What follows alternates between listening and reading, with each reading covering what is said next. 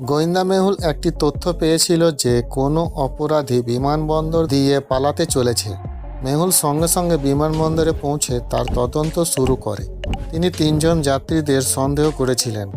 রাকেশ, আমি লন্ডন থেকে এসেছি। আমি একটি ব্যবসায়িক সভার জন্য জুরিখে এসেছি। আমার এখানকার ব্যবসায়ী কার্ড আছে। সোনাল, স্যার, আমি জুরিখে থাকি এবং লন্ডনে পড়াশোনা করি। আমি আমার কলেজে ফিরে যাচ্ছি।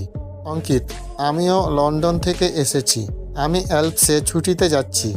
মেহুল এই উত্তরগুলিতে কোনো ইঙ্গিত খুঁজে পেল না এবং স্ক্যানারের মাধ্যমে থিপ লাগেজ পরীক্ষা করার সিদ্ধান্ত নিয়েছে। তাদের লাগেজ এবং বক্তব্যগুলো বিশ্লেষণ করে আপনি কি অপরাধীকে শনাক্ত করতে পারলেন?